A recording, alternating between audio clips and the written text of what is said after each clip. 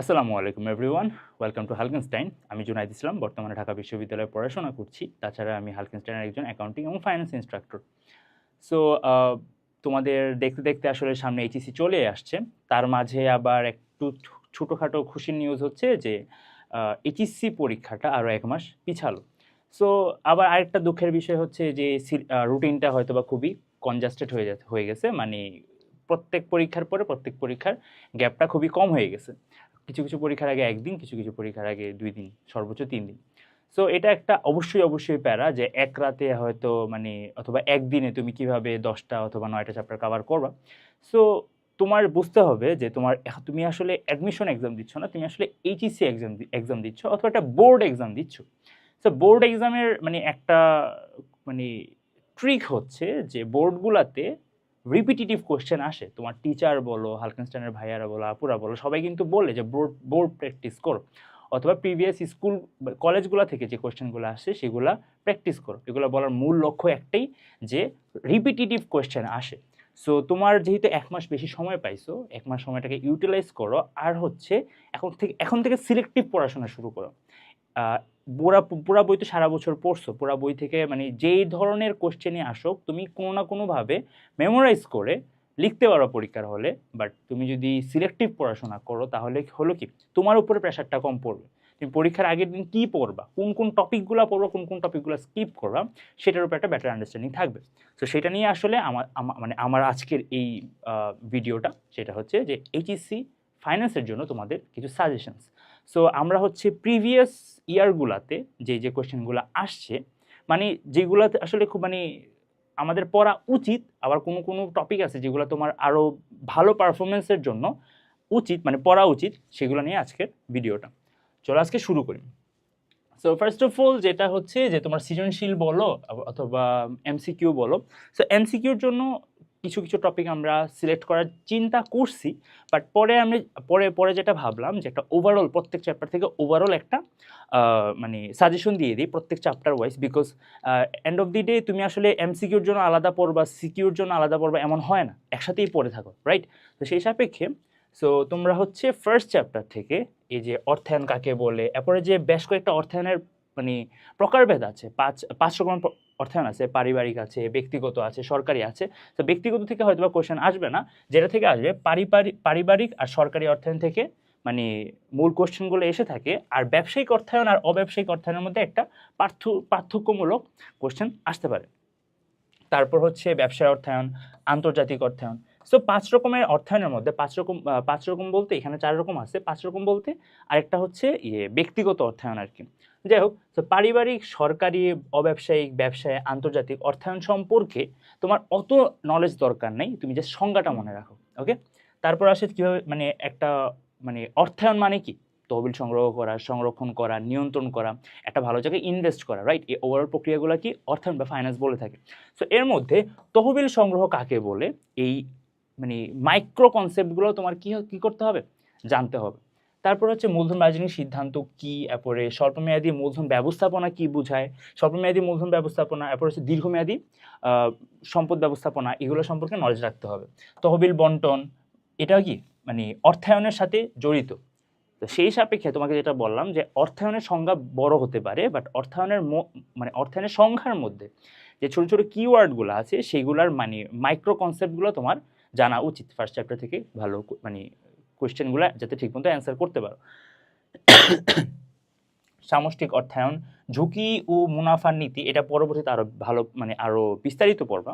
But for the first chapter তোমার হচ্ছে basic নলেজটা রাখো। তারপর হচ্ছে তারল্য ও মুনাফা নীতি। ঝুঁকি ও মুনাফা নীতি কী জিনিস, যে ঝুঁকি বাড়লে তোমার মুনাফাও বাড়বে। আবার তারল্য মুনাফা ঝুঁকি যেটার মধ্যে বোঝায় যে তোমার কাম্য পরিমাণে প্রতিষ্ঠানে তারল্য বজায় রেখে তারপর মুনাফা অর্জনের জন্য আমার ইনভেস্ট করতে হবে, এটা যেই নীতিতে আলোচনা করা হয় সেই নীতি। তারপর হচ্ছে বৈচিত্র্যায়নের নীতি, এটা সবাই জানো, পোর্টফোলিও নীতি যেটা। এরপর মুনাফা সর্বাধিকরণ, এরপর সম্পদ সর্বাধিকরণ, এটা খুব বেশি ইম্পর্টেন্ট।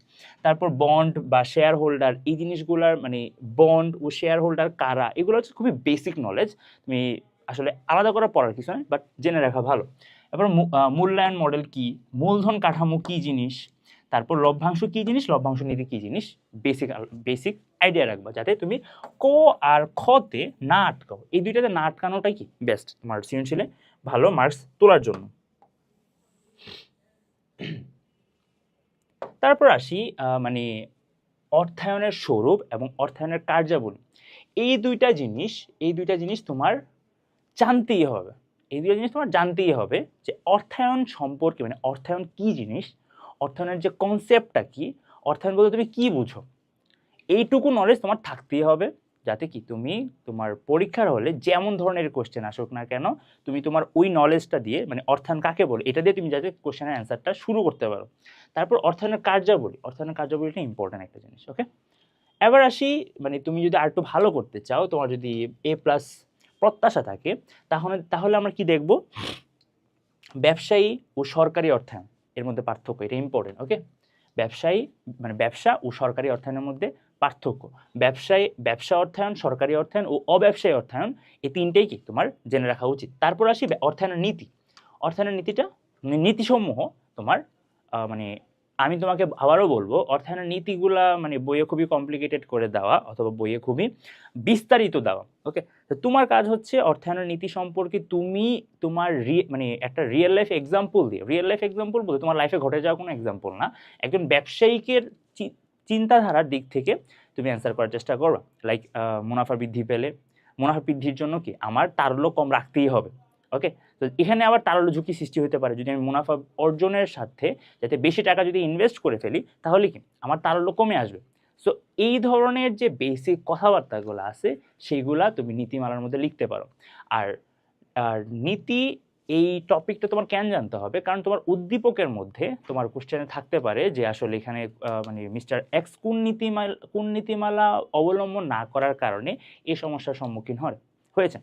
তো তোমার এই নীতি, যে অর্থনীতির নীতিগুলো আছে, সেগুলোর যে কোর মানে মানে কয়টা নীতি আছে, কি নীতি আছে, যেমন তোমাকে এখানে যে বেসিক যে কয়েকটা আছে, যে ধরো ঝুঁকি ও মুনাফা নীতি, তারল্য নীতি, বৈচিত্র্যায়ন নীতি। সো এই যে তিনটা নীতি আছে, এই তিনটা নীতি, আরও নীতি আছে অবশ্যই। সো এই তিনটা নীতি তোমার জাস্ট নামগুলা মনে রাখার চেষ্টা করবা। ওকে, কোনটা কোন নীতি সেটা বুঝার চেষ্টা করবা, যাতে অ্যাটলিস্ট তুমি গতে যদি তোমার নীতিটা জানতে চায়, যাতে নীতিটা লিখে আসতে পারো। তারপর তুমি তোমার মতো করে লিখতে পারবা, একটা এক্সাম্পল দিয়ে লিখো, টিচার তুমি যে কনসেপ্টটা ধরতে পারছো বা বুঝতে পারছো, সেটার সাপেক্ষে কী করে দিবে, মার্কস দিয়ে দিবে। তারপর আসি অর্থায়নের লক্ষ্য কি হতে পারে, সেটা জানতে হবে। অর্থায়নের লক্ষ্য, সম্পদ সর্বাধিকরণ, এসব নিয়ে কোয়েশ্চেন আসে। তারপর তুমি যদি এই চ্যাপ্টার থেকে আরেকটু অ্যাডভান্স যদি পড়াশোনা করতে চাও, একটু ডিপ পড়াশোনা করতে চাও, তাহলে অর্থায়নের উপর নীতিসমূহের প্রভাব কি, মুনাফা সর্বাধিকরণ আর সম্পদ সর্বাধিকরণের পার্থক্য বুঝতে হবে। সো এই দুইটা জিনিস আবার এই অর্থায়নের লক্ষ্যের মধ্যে চলে আসে, বাট তুমি যদি আরও ডিটেলস পড়াশোনা করতে চাও, তাহলে তোমার কি পরস্পরের পার্থক্যটাও বুঝতে হবে। তারপর অর্থায়নের সামাজিক দায়বদ্ধতা, এটাও জানতে পারো, কারণ বেশ কয়েকটা বোর্ডে আসছে। ওকে, সো এবার যাই হচ্ছে আমরা সেকেন্ড চ্যাপ্টারে। সেকেন্ড চ্যাপ্টারটা হচ্ছে একটু ক্রিপি চ্যাপ্টার, মানে এই চ্যাপ্টারটা হচ্ছে একটু মুখস্থ বিদ্যা টাইপ। ওকে, সো অনেক ধরনের মানে আইনি কথাবার্তা আছে, যেটা কিনা আসলে কমার্স স্টুডেন্টরা খুব বেশি অবহেলা করে বা পড়তে চান, বাট বেসিক কিছু জিনিস আছে, এই সংজ্ঞাগুলো তোমার জানা উচিত। যেমন হচ্ছে আর্থিক বাজার কি জিনিস, তারপর মানি লন্ডারিং কি জিনিস, এটার ফুল ফর্ম কি, মুদ্রা বাজার কাকে বলে, মূলধন বাজার কাকে বলে বা মূলধন কাকে বলে, প্রাথমিক বাজার কি, মাধ্যমিক বাজার কি, কল মানি রেট কি, এটা ইম্পর্টেন্ট, বাণিজ্যিক পত্র কাকে বলে, ট্রেজারি বিল কাকে বলে, ট্রেজারি বন্ড কাকে বলে। সো এই হাতিয়ারগুলার বেসিক সংজ্ঞা, তারপর অবলেখকের কাজ কি বা অবলেখক কাকে বলা হয়, তারপর ব্লু চিপ কি আর ওটিসি বাজার কি। সো তুমি দেখো যে এখানে যতগুলা মানে কিওয়ার্ডস আমি তুলে ধরছি, এগুলার তুমি জাস্ট বেসিক সংজ্ঞা তুমি যদি জানো, তাহলে তোমার কি ক আর খ এর জন্য তেমন একটা টেনশন করতে হবে। ওকে, সো ব্লু চিপ, ওটিসি বাজার, বিএসইসি, এই ধরনের যে শর্ট ফর্মগুলো আছে, সেগুলো জাস্ট মানে ফুল ফর্মটা লিখে দিয়ে আসবা না, ফুল ফর্মটা লেখার পাশাপাশি এর কি একটা বেসিক সংজ্ঞা দেওয়ার চেষ্টা করবো। ওকে, সো জ্ঞান ও অনুধাবনের জন্য এই কয়েকটা টপিক ভালোভাবে রাখো মাথায়। তারপর আসি আমরা কোন কোন টপিকগুলো এই চ্যাপ্টার থেকে কভার করব। ফার্স্ট অফ অল যেটা আসে যে মুদ্রা ও মূলধন বাজারের বেসিক কনসেপ্টটা জানতে হবে। সো মুদ্রা বাজার কি নিয়ে কাজ করে আর মূলধন বাজার কি নিয়ে কাজ করে। মুদ্রা বাজারে আসলে কি হাতিয়ার নিয়ে কাজ করে, কোন কোন হাতিয়ারগুলা নিয়ে কাজ করে, স্বল্পমেয়াদী না দীর্ঘমেয়াদী না মধ্যমেয়াদী, আর মূলধন বাজারে কোন কোন হাতিয়ারগুলা নিয়ে কাজ করে, এগুলো আসলে কিভাবে ক্রয় বিক্রয় হয়। সো এটা সম্পর্কে তোমার একটা বেসিক নলেজ রাখতে হবে। আমি আবারও বলবো, একটা বেসিক নলেজ রাখতে হবে, কারণ এই বাজারের হাতিয়ারগুলা সম্পর্কে তুমি পরবর্তী চ্যাপ্টারে এনহ্যান্স পড়ো, আরও বেশি পড়াশোনা করবা। ওকে, সো তুমি যখন সরি যখন তুমি সেকেন্ড চ্যাপ্টারটা শুরু করবা, তখন হচ্ছে তোমার মাথায় থাকতে পারে যে মানে অনেক পড়া, অনেক জিনিস আমার মাথায় ইনপুট দিতে হবে, বাট রেদার তুমি কি করবা, এই সেকেন্ড চ্যাপ্টারটা উপরে উপরে এই টপিকগুলো পড়ো, কারণ এই টপিকগুলোর ভিতরে মুদ্রা বাজারের হাতিয়ার, মূলধন বাজারের হাতিয়ার সম্পর্কে তুমি বিস্তারিত পরবর্তী চ্যাপ্টারে আরও বেশি পড়ো। তো সো তোমার ওই চ্যাপ্টারগুলোর নলেজ তুমি এই চ্যাপ্টারটা ইউজ করতে পারবা।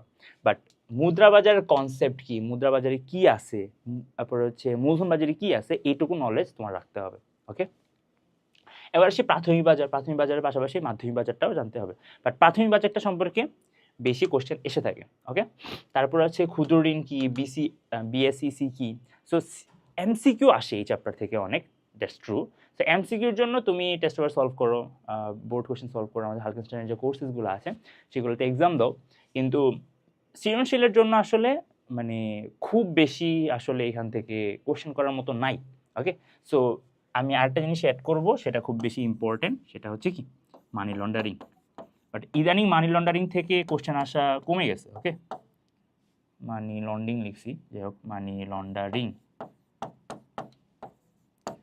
সো এনিওয়েজ, সো এই চ্যাপ্টারটা আসলে এমসিকিউ সেন্ট্রিক হয়ে থাকে, বাট উপায় না থাকতে যদি অ্যান্সার করতেই হয়, তাহলে হচ্ছে বেসিক নলেজগুলো যদি রাখো, তাহলে তোমার অন্যান্য চ্যাপ্টারের যে নলেজগুলো আছে সেখান থেকে তুমি চ্যাপ্টার 2 এর অ্যান্সার, কোশ্চেনের অ্যান্সারটা করে ফেলতে পারবা। এবার আসি অর্থের সময় মূল্য, খুবই মূল্যবান এবং খুবই পপুলার একটা চ্যাপ্টার। তো এটা থেকে তুমি কী জানবা, অর্থের সময় মূল্য কাকে বলে, মুদ্রাস্ফীতি কী জিনিস, এটা অনেকে আমার এখনও পর্যন্ত বুঝি না। তো মুদ্রাস্ফীতি কী জিনিস, এটার একটা সংজ্ঞা মানে অ্যাকচুয়ালি জেনে রাখো। এই মুদ্রাস্ফীতি সম্পর্কে সংজ্ঞা তোমার বেশ কয়েকটা জায়গায় ইউজ করে রাখতে পারে, আর তুমি মুদ্রাস্ফীতি কী জিনিস এই সংজ্ঞাটা পারো মানে কি, টিচারকে ইমপ্রেস করার জন্য ইনাফ। এরপরে সুযোগ ব্যয় কি আমরা অলরেডি জানি, বর্তমান মূল্য আর ভবিষ্যৎ মূল্যের সংজ্ঞা জানতে হবে। আমরা মানে পিভিএফবি করতে পারি, মানে সূত্র জানি, বাট অ্যাকচুয়াল সংজ্ঞাগুলো আমরা ঠিকমতো বলতে পারি না। এবার চক্রবৃদ্ধি যে ভবিষ্যতের সাথে, ভবিষ্যৎ মূল্যের সাথে রিলেটেড, এটাও জানতে হবে। এবার বাট্টাকরণ বর্তমান মূল্যের সাথে রিলেটেড, এটাও বুঝতে হবে। এরপর অ্যানুইটি, এবার সাধারণ অ্যানুইটি কি, অগ্রিম অ্যানুইটি কি, এগুলা সংজ্ঞা আকারে জানতে হবে। সংজ্ঞা মুখস্থ করার কিছু নাই, তুমি তোমার আন্ডারস্ট্যান্ডিং থেকে লিখবা। সুদের হার কি, চক্রবৃদ্ধি, মিশ্র সুদ আর সরল সুদ, এগুলো সম্পর্কে জানতে হবে। রুল 72 কি, রুল 69 কি, মাসিক সুদ, কার্যকারী সুদ, এটা ইম্পর্টেন্ট। তারপর চক্রবৃদ্ধি ও বাট্টাকরণের মধ্যে সম্পর্ক, এটা খুবই ইম্পর্টেন্ট। তারপর মুদ্রাস্ফীতি ও ক্রয় ক্ষমতা, এটাও ইম্পর্টেন্ট। ওকে, সো এই তিনটা কোশ্চেনের অ্যান্সার তুমি পারলে এখনই মুখস্থ করতে বসো, এই আর কি, মুখস্থ করতে আন্ডারস্ট্যান্ডিংয়ের মধ্যে আসো আর কি, কারণ দিন শেষে তোমার পরীক্ষার হলে লিখতে হবে, কিন্তু তোমার ওয়ার্ড চয়েসের উপরে তোমার পরীক্ষার নাম্বার ডিপেন্ড করবে। তুমি হয়তো তোমার মধ্যে একটা বেটার আন্ডারস্ট্যান্ডিং আছে যে হ্যাঁ আমি ম্যাথ খুব ভালো পারি, অথবা আমি ফাইন্যান্সিয়াল কনসেপ্টগুলো খুব ভালো বুঝি, আমি মানে খুব ইজিলি ধরতে পারি, বাট দিন শেষে তুমি যদি ভালো লিখতে না পারো প্রত্যেকটা সংজ্ঞা বা অনুধাবন অথবা ম্যাথমেটিক্যাল টার্মস বাদ দিলাম, যেমন এখানে যেটা দেখতেছি আমরা যে ভবিষ্যৎ মূল্য নির্ণয়, বর্তমান মূল্য নির্ণয় আমরা পারি। ওকে, ইজি জিনিস। তোমার বোর্ডে অ্যাটলিস্ট পাস করার জন্য তোমার কি ভবিষ্যৎ মূল্য নির্ণয়, বর্তমান মূল্য পারা লাগতে পারে, বাট তুমি যখন ক আর খ অ্যান্সার করতে যাবা, তখন তোমার কি ভবিষ্যৎ মূল্য কাকে বলে, তারপর বর্তমান মূল্য কাকে বলে, সেগুলো তোমার জানতে হবে। এই চ্যাপ্টার থেকে আসলে এত কঠিন কোশ্চেন আসেও না, মোটামুটি কি অলওয়েজ ইজি কোশ্চেনে আসে। তো অ্যাটলিস্ট পাস করার জন্য তোমার কি ভবিষ্যৎ মূল্য, বর্তমান মূল্য, এবার মিশ্র নগদ প্রবাহ থেকে বর্তমান মূল্য, মিশ্র নগদ প্রবাহ থেকে ভবিষ্যৎ মূল্য জানতে হবে। তো এই দুটো কি জিনিস, এই দুটো জিনিস হচ্ছে যে একটা মাত্র থাকবে, মানে ধরো আজকে তোমার কাছে 10,000 টাকা আছে, তুমি যদি ব্যাংকে 10 বছরের জন্য রাখো, তাহলে ভবিষ্যতে তোমার কাছে কত টাকা হবে। তো এটা হচ্ছে মানে একটা, মানে এগুলোকে বেলুন পেমেন্ট বলে, অথবা এটা হচ্ছে যে একটা টাকার অঙ্ক আর কি, তোমার হয় পিভি দেওয়া আছে অথবা এফবি দেওয়া আছে। আর মিশ্র হচ্ছে যে তুমি 10 বছর টাকা জমাবা, 10 বছর ধরে কি তুমি টাকা জমাবা, মানে প্রত্যেক বছর তোমার টাকার পরিমাণটা ডিফারেন্ট, ঠিক আছে, মানে 10 বছর পর্যন্ত তুমি আজকে 10 টাকা, আজকে 10,000 টাকা, আগামী বছর ধরো 15,000 টাকা। তো এরকম ডিফারেন্ট যখন নগদ প্রবাহ হয়, সেই ডিফারেন্ট নগদ প্রবাহের বর্তমান মূল্য আর ভবিষ্যৎ মূল্য নির্ণয় করতে হবে। ওকে, সো এটা হচ্ছে তোমার মিনিমাম জানা উচিত পাস মার্কস তোলার জন্য। আর তোমরা যারা এ প্লাস পাইতে চাও, মানে এ প্লাস বলতে কি তোমার ওভারঅল এ প্লাস পাওয়ার জন্য বলতেছি, তো সেটার জন্য হচ্ছে তোমার অ্যানুইটিটা জানতে হবে ঠিক মতো। সাধারণ অ্যানুইটি আর অগ্রিম অ্যানুইটি দুইটাই জানতে হবে। সাধারণ অ্যানুইটি আর অগ্রিম অ্যানুইটির মধ্যে পার্থক্য আহামরি না। অগ্রিম অ্যানুইটিতে খালি সূত্রের মধ্যে একটা এক্সট্রা জিনিস অ্যাড হয়, এইটুকুই, আর কিছু না। তো এটার বর্তমান মূল্য এবং ভবিষ্যৎ মূল্য জানতে হবে, যে তুমি যে একটা নির্দিষ্ট সময় পর্যন্ত একটা নির্দিষ্ট পরিমাণ টাকা, ওকে, নির্দিষ্ট সুদের হারে তুমি যদি জমা রাখো, তাহলে ভবিষ্যতে তুমি কত টাকা পাবা। ওকে, সেভাবে ভবিষ্যৎ মূল্য এবং বর্তমান মূল্যটা তোমার জানতে হবে। এবার আসি হচ্ছে আরেকটু যদি ডিপে যাইতে চাও, মাঝে মাঝে দেখা যায় যে কোয়েশ্চেন আরও ইজি করে, কোয়েশ্চেন কিন্তু আরও ইজি করতে যাইয়া কি করে, রুল 72 আর কি রুল 69 ফর্মুলা মারে, মানে গতে অথবা গতে রুল 72 বা 69 ফর্মুলা থেকে কোয়েশ্চেন আস করতে পারে। আবার মাঝে মাঝে দেখা যায় কি কার্যকারী সুদের হার নির্ণয় করতে বলতে পারে গতে। তো এইগুলো কিন্তু বের করা খুব ইজি, কারণ এগুলো জাস্ট ফর্মুলায় দুইটা মান বসালে, ক্যালকুলেটারে চাপলে 1 মিনিট লাগে অ্যান্সার বের করতে। ওকে, কিন্তু যেটা দেখা যায় আমাদের ফর্মুলাগুলো মনে থাকে না। যেমন রুল 69 ফর্মুলা আমরা অনেক সময় অবহেলা করে ভুলে যাই। আর সেকেন্ড অফ অল আমাদের যেটা মানে ঝামেলা করি সেটা হচ্ছে যে এই যে কার্যকারী সুদের হারের যে ফর্মুলাটা, সেটা ঝামেলা পাকায় ফেলি। সো এগুলা ছোট ফর্মুলা হলো, মাথায় রাখতে হবে যে এগুলা যাতে তোমার এক্সামে যদি আসে যাতে তুমি অ্যান্সার করতে পারো। সো এনিওয়েজ, তোমরা যারা একটু ডিটেল পড়াশোনা করতে চাও তারা হচ্ছে বছরে একাধিক চক্রবৃদ্ধি হলে বর্তমান মূল্য ভবিষ্যৎ মূল্য বের করা, মানে এম এর থ্রুতে তোমার এই অ্যানুইটি, এরপর মানে অ্যানুইটির বর্তমান মূল্য ভবিষ্যৎ মূল্য, এম এর থ্রুতে মানে চক্রবৃদ্ধি থাকলে তোমার মিশ্র নগদ প্রবাহে বর্তমান মূল্য, মিশ্র নগদ প্রবাহে ভবিষ্যৎ মূল্যে এম থাকলে, এই দুইটা। ওকে, তো এগুলো হচ্ছে বেসিক ফর্মুলা। আর এমটা তোমরা নিজেও জানো, ফর্মুলাতে জাস্ট এম উপরে নিচে খালি অ্যাড হয়। ওকে, আর বার্ষিক কিস্তির পরিমাণ, ওকে, সো এটাও একটু ইম্পর্টেন্ট আছে, সেটা খুব বেশি একবার আসে নাই, বাট যারা একটু ডিপ পড়াশোনা করতে চাও তাদের জন্য আর কি। আরেকটা হচ্ছে প্রকৃত সুদের হার, যেটা আমি বললাম আর কি, যে ইফেক্টিভ অ্যানুয়াল রেট। ওকে, কার্যকারী সুদের হার বা প্রকৃত সুদের হার। সো এটা মানে এই ফর্মুলাটা তুমি অ্যাটলিস্ট মাথায় রাখো আর কি। প্র্যাকটিস করো কি করো না, যেটা দ্যাট ডাজন্ট ম্যাটার, বাট ফর্মুলাটা মাথায় রাখো, কাজে লেগে যাবে। ওকে, ইজি ফর্মুলা। এবার আসি চ্যাপ্টার 4-এ, স্বল্প ও মধ্যমেয়াদী অর্থায়ন। সো এটার জন্য তোমার বেসিক, এটার মধ্যে আসলে খুব বেশি কনসেপচুয়াল, মানে এটাতে তুমি ম্যাথ যতটুকু পারো তার থেকে বেশি আসলে ঝামেলা হয় তোমার ক আর খ অ্যান্সার করতে যায়, কারণ অনেক কনসেপ্ট। ফার্স্ট অফ অল নগদ প্রবাহের পদ্ধতি সমূহগুলো কি কি, এটা খতে আসতে পারে। ব্রেক ইভেন পয়েন্ট কাকে বলে, কতে আসতে পারে। আর্থিক বিশ্লেষণ কেন করা হয় সেটাও আসতে পারে কতে অথবা খতে। ওকে, তারপর আসি নিরাপত্তা প্রান্ত কি, কন্ট্রিবিউশন মার্জিন কি, পরিবর্তনশীল ব্যয় কি। ওকে, মানে ব্রেক ইভেন পয়েন্ট বের করার জন্য তোমার যে এলিমেন্টসগুলো লাগে, সেই এলিমেন্টসেরও কোশ্চেন আসতে পারে। আচ্ছা, অবযোগে কেন অনগদ খরচ বলা হয়, এটা অ্যাকাউন্টিং টাইপ কোশ্চেন, এটা তোমরা পারবা। উপাদান খরচ কি সমচ্ছেদ বিন্দুকে প্রভাবিত করে, সেটা আসতে পারে। সমচ্ছেদ বিন্দুর উপর প্রভাব বিস্তারকারী উপাদান কি কি, এটা খুব বেশি ইম্পর্টেন্ট একটা কোশ্চেন। এই ধরনের কোশ্চেন তোমাকে এটা আটকানোর জন্য আসে, আর এটা কয়েকবার আসছে, সো জেনে রাখা উত্তম। সম্পত্তি বিক্রয়জনিত ক্ষতি নগদ প্রভাব বিবরণীতে ধনাত্মক হিসাবে দেখানো হয় কেন, ব্যাখ্যা করো। সো এই কোশ্চেনগুলো অ্যাকচুয়ালি এই চ্যাপ্টার থেকে অহরহ আসে, প্রায় সময় আসে, বাট এগুলো হচ্ছে পপুলারগুলো, এগুলো তো মাথায় রাখতে হবে। আচ্ছা, এবার আসি মিনিমাম তোমার যা জানা উচিত সেটা হচ্ছে কন্ট্রিবিউশন মার্জিন, মানে মার্জিন নির্ণয় করা, তারপর হচ্ছে স্থির ব্যয় নির্ণয় করা, তারপর পরিবর্তনশীল ব্যয় নির্ণয় করা। সো তোমরা যারা এইটুকু মানে এগুলা বের করতে পারো, তোমরা তারা কি বের করতে পারবা, তোমরা সমচ্ছেদ বিন্দু বের করতে পারবা। ওকে, সো এই সমচ্ছেদ বিন্দু বের করতে তোমার কি কি লাগে, স্থায়ী ব্যয় লাগে, তারপরে একক প্রতি বিক্রয় ব্যয় লাগে, একক প্রতি উৎপাদন ব্যয় লাগে, রাইট। সো এখানে মানে একক প্রতি পরিবর্তনশীল ব্যয় লাগে। সো এগুলা যদি বের করতে পারো, মানে রিকগনাইজ করতে পারো, তাহলে কি তোমরা সমচ্ছেদ বিন্দু বের করতে পারবা। সো কন্ট্রিবিউশন মার্জিন নির্ণয়, স্থির ব্যয় নির্ণয়, পরিবর্তনশীল ব্যয় নির্ণয়, তারপর কি নিরাপত্তা মার্জিন অনুপাত নির্ণয়, যারা তোমরা A+ পাইতে চাও তাদের জন্য এটা ইম্পর্টেন্ট। তারপর নগদ প্রবাহ নির্ণয়, সমাপত্তি নগদ নির্ণয়। তো এটা কি জিনিস আমি নিজেও জানি না। ওয়াও। সো তারপর আসি হচ্ছে সমচ্ছেদ বিন্দু চিত্রের মাধ্যমে প্রকাশ। হ্যাঁ, এটা অনেক সময় আসলে গতে আসে, মানে তোমাদের যে সমচ্ছেদ বিন্দুর যে ছকটা আছে, মানে চিত্রটা আছে, এটা হচ্ছে লসের জোন আর এটা হচ্ছে প্রফিটের জোন। এটা হচ্ছে স্থায়ী ব্যয়, এটুকু পর্যন্ত হচ্ছে স্থায়ী ব্যয়, তার উপরের অংশগুলো কি পরিবর্তনশীল ব্যয়। তুমি যত বেশি সেল করবা তোমার তত বেশি পরিবর্তনশীল ব্যয় কি কমতে থাকবে আর কি, মানে সরি বাড়তে থাকবে। ওকে, পরিবর্তনশীল ব্যয় বাড়তে থাকলেও তোমার প্রফিট দিয়ে সেটা মিনিমাইজ করতে হবে। এবার আসি দীর্ঘমেয়াদী অর্থায়ন। দীর্ঘমেয়াদী অর্থায়নে এগেইন চ্যাপ্টারটা খুবই বড়, তো এখান থেকে তোমার কোয়েশ্চেন আসার মতো অনেক কিছুই আছে।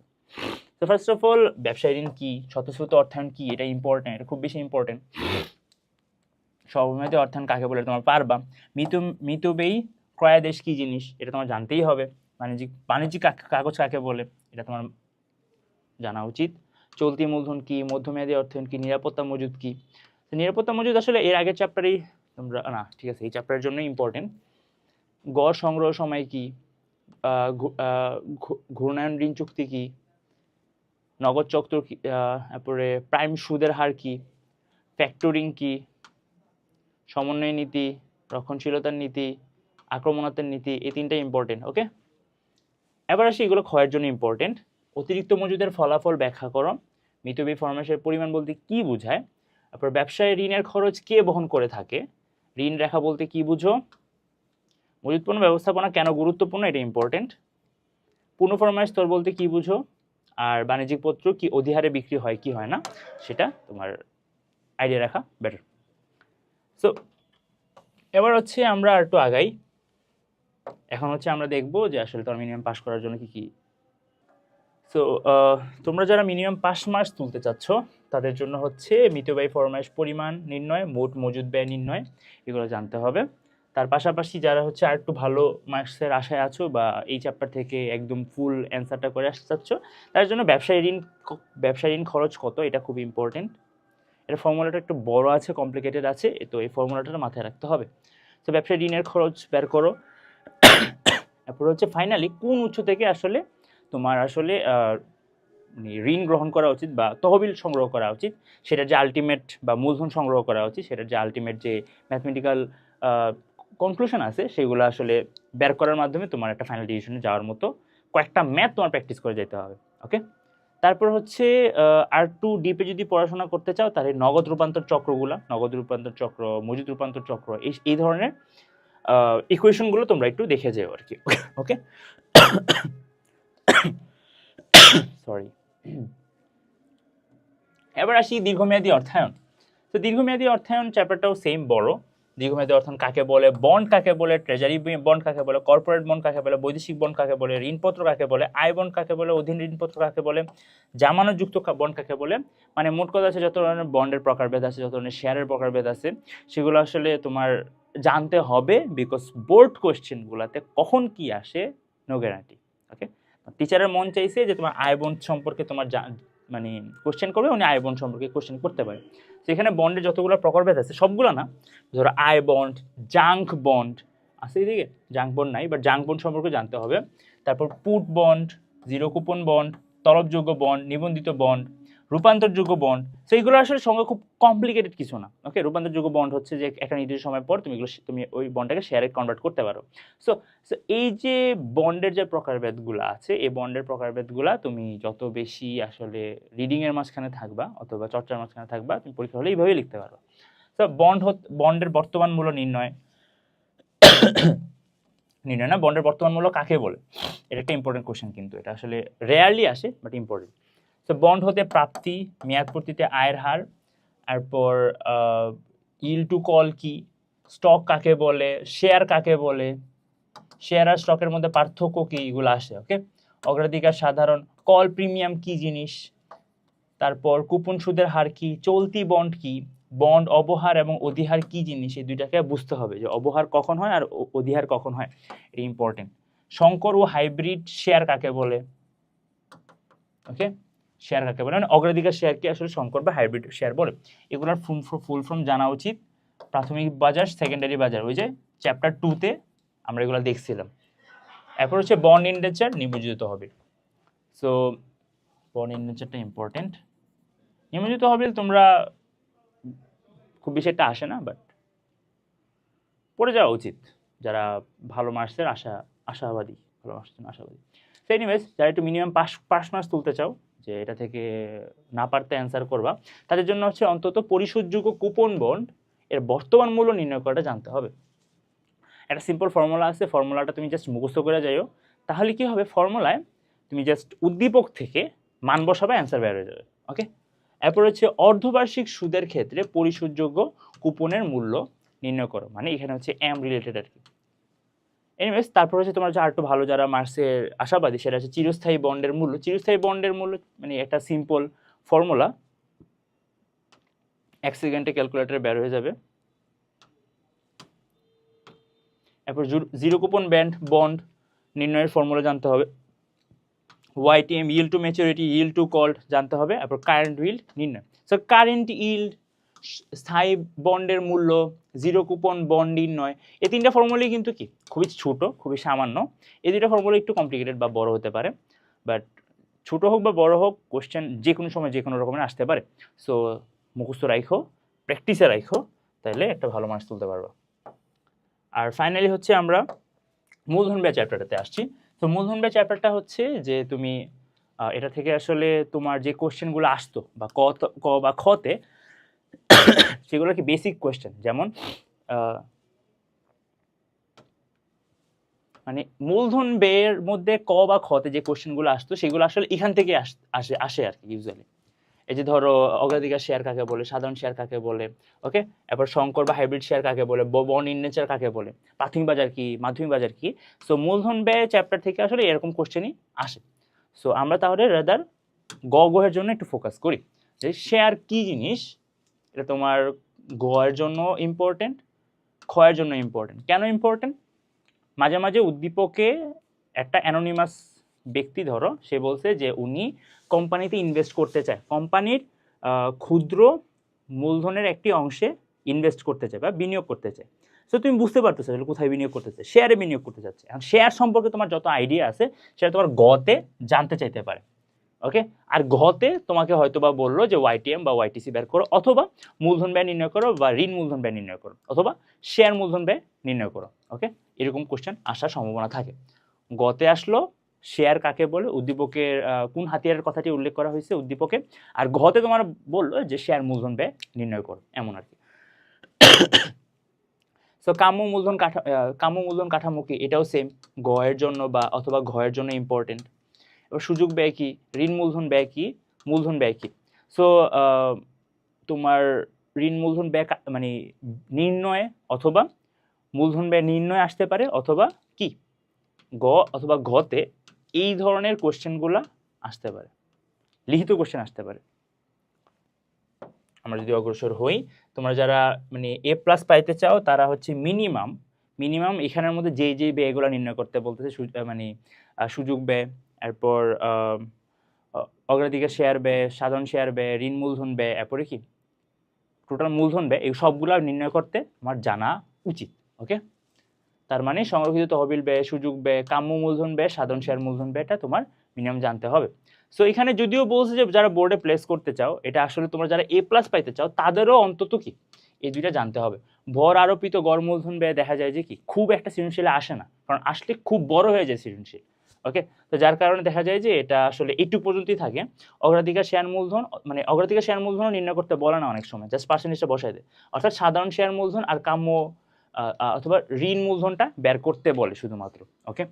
কিন্তু তোমরা যারা মানে সেফ থাকতে চাচ্ছ, তাদের জন্য এই দুইটাও জানা উচিত। আর ভার আর WACC, যেটা WACC ফর্মুলা খুবই ইজি, মানে জাস্ট ভরের সাথে মূলধন ব্যয়টা গুণ করে দিবা, তারপর যোগ করবো আর কি সবগুলো একসাথে। সেটা আহামরি কোনো কঠিন কিছু না, তোমাদের হাতে এখনও সময় আছে ফাইন্যান্সে প্লাস তোলার মতো। এবার আসি মূলধন বাজেটিং। মূলধন বাজেটিং থেকে আসলে সিলেক্টেড কোশ্চেন আসে, খুব কমপ্লিকেটেড কিছু আসে না। মূলধন বাজেটিং কি, স্বাধীন প্রকল্প কি, পরস্পর বর্জনশীল প্রকল্প কি, সো এই দুটো থেকে প্রায় কোশ্চেন আসে। গড় মূলধন মুনাফার হার কি, পে ব্যাক সময় কিভাবে নির্ণয় করে, বা পে ব্যাক সময় কেন নির্ণয় করে, বা পে ব্যাক সময় কেন বেশি পছন্দনীয়, এমন ধরনের কোশ্চেন করে থাকে। নিট বর্তমান মূল্য নির্ণয় পদ্ধতি, আন্ত আয় হার, আর মূলধন নিয়ন্ত্রণ কি। এটা যদিও আসলে মানে চ্যাপ্টার, এটা হচ্ছে যদিও সেকেন্ড পেপারের জন্য বেশি ইম্পর্টেন্ট, ফাইনাল সেকেন্ড পেপারের জন্য। যদি এদিকে মূলধন নিয়ন্ত্রণ বলছে যদিও, ঠিক আছে, ইটস অলসো ইম্পর্টেন্ট, রাখতে পারো।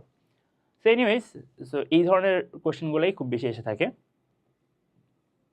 আর তোমরা হচ্ছে এর জন্য বলতে পারো, অথবা এর জন্য বলতে পারো, মূলধন বাজেটিংয়ের ধাপগুলা মাথায় রাখা উচিত। গড় মুনাফার হার নির্ণয় মানে এসিসি, ঠিক আছে, এটাও জানতে হবে। গড় মুনাফার হার হচ্ছে মানে সবচেয়ে ইজি আর কি, ওকে। অ্যাভারেজ যেটা বের করি আমরা মুনাফার আর কি। এবার আসি পেব্যাক সময়।